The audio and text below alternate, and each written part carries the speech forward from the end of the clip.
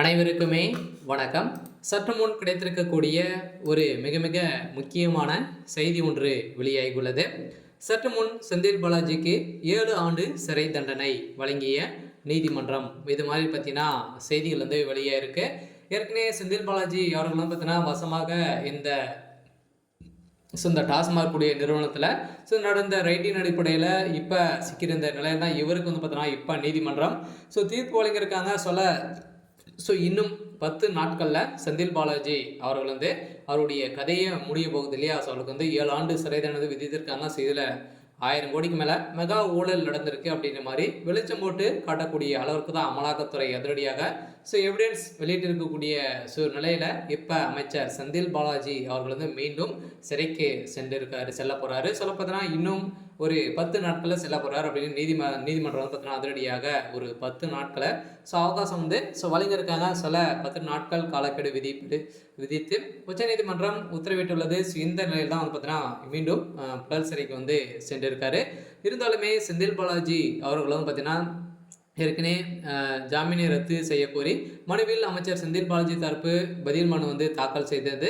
இது 10 நாட்கள் கால விதித்து உச்சநீதிமன்றம் உத்தரவிட்டிருந்த நிலையில் பண மோசடி வழக்கில் அமலாக்கத்துறையால் 2023ஆம் ஆண்டு ஜூன் மாதம் கைது செய்யப்பட்டார் அமைச்சர் செந்தில் பாலாஜி. கடந்த ஆண்டு செப்டம்பர் மாதம் ஜாமீனில் வெளியே வந்தார். அடுத்த சில நாட்களில் மின்சாரத்துறை அமைச்சர பொறுப்பு மீண்டும் அவருக்கு வழங்கப்பட்டது. இந்த நிலையில் தான் அமைச்சர் செந்தில் பாலாஜி வழங்கப்பட்ட ஜாமீனை ரத்து செய்ய கோரி வித்யகுமார் என்பவர் உச்சநீதிமன்றத்தில் தாக்கல் செய்த மனு நீதிபதி அப்பஸ் எஸ் சோகா தலைமையிலான அமர்வில் இன்று விசாரணைக்கு நடந்தது. இந்த விசாரணையின் அடிப்படையில் அப்போது நீதிபதிகள் அமர்வு இந்த விவகாரத்தில் வழங்கப்பட்ட அறிவுறுத்தல் என்ன ஆனது என்ற கேள்வி எழுப்பியிருந்த நிலையில் அதற்கு பதில் அளித்த செந்தில் பாலாஜி தரப்பு இந்த விவகாரத்தை பொறுத்தவரை அமைச்சர் பதவி ஏற்கக்கூடாது என குறிப்பிட்ட உத்தரவு இல்லை.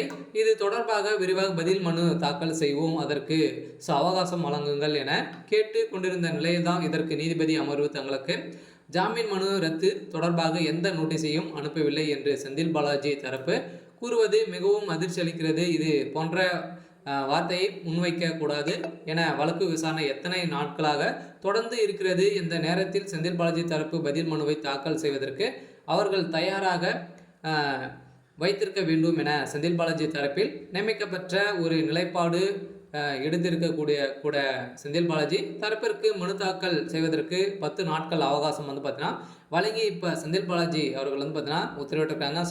ஏற்கனவே டாஸ்மாக் நிறுவனத்தில் நடந்த ரைடின் அடிப்படையில் இப்போ ஒரு மிகப்பெரிய மோசடிகளை தான் வந்து செஞ்சுருக்காரு. இருந்தாலும் செந்தில் பாலாஜி அவர்கள் வந்து என்ன செய்ய போகிறாங்க அப்படின்னு தான் வெயிட் பண்ணி பார்க்கலாம். சரி, ஓகே. இன்னைக்கான அப்டேட் வந்து இதுதான். மறக்காமல் நம்முடைய சேனல் சப்ஸ்கிரைப் பண்ணி சப்போர்ட் பண்ணி